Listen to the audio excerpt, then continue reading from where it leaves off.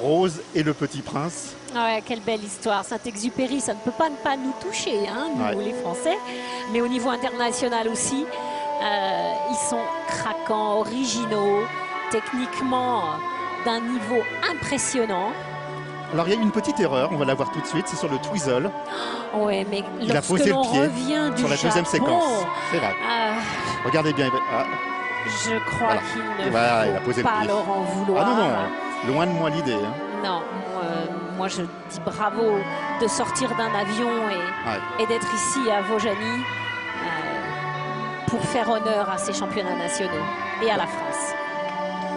Très très joli portier, très original. Est-ce que vous savez ce qu'ils font le 25 décembre? Ça m'étonnerait qu'ils fassent la fête. Non, ils sont dans l'avion. Ils sont dans l'avion entre la France et Détroit, leur camp de base. Ils sont tellement motivés. Ah, pour eux, il n'y a pas de jour férié. Hein. Non, ils ont raison. C'est clair. C'est sûr qu'à 8 semaines de l'ouverture des Jeux de Sochi, on zappe une fête comme celle-là, celle de Noël et celle du jour de l'an.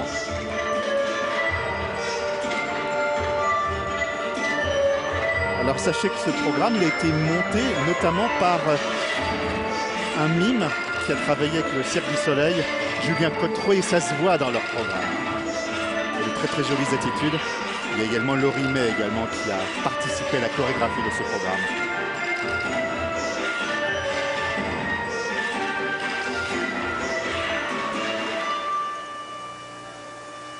Ah, ça va dans tous les sens, c'est porté. Hein.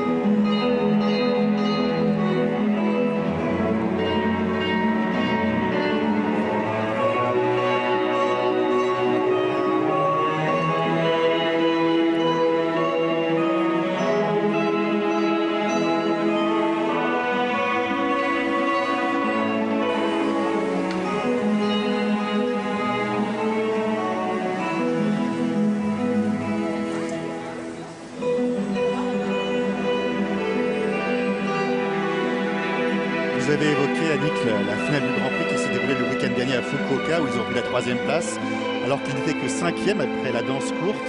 Donc c'est un véritable exploit qu'ils ont réalisé le week-end dernier, d'autant plus qu'ils ont devancé 3 des 4 rivaux qu'ils auront sans doute pour la 3e place du podium à Sochi.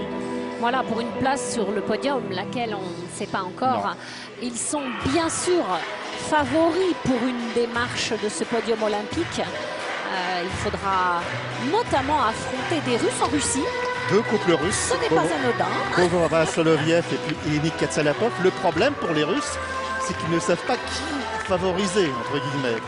On sait qu'à 2 reprises, Nathalie et Fabian ont battu Bogova Soloviev, une fois à la Coupe de Chine, une fois à la fin du Grand Prix. En revanche, Ilinnik Katsalapov ont devancé Nathalie et Fabian lors du Trophée Bompard. Bon, tout cela pour vous expliquer clairement que tout le monde a battu tout le monde au moins une fois et que donc le sport parlera à Sochi en direct où nous allons mourir de peur pour eux. Et ce sera bien sûr à suivre sur les antennes de France Télévisions. Ce sera, comme on dit, en access prime time entre 17h et 20h à peu près en heure française, qui est un horaire idéal. Belle accélération pour se porter.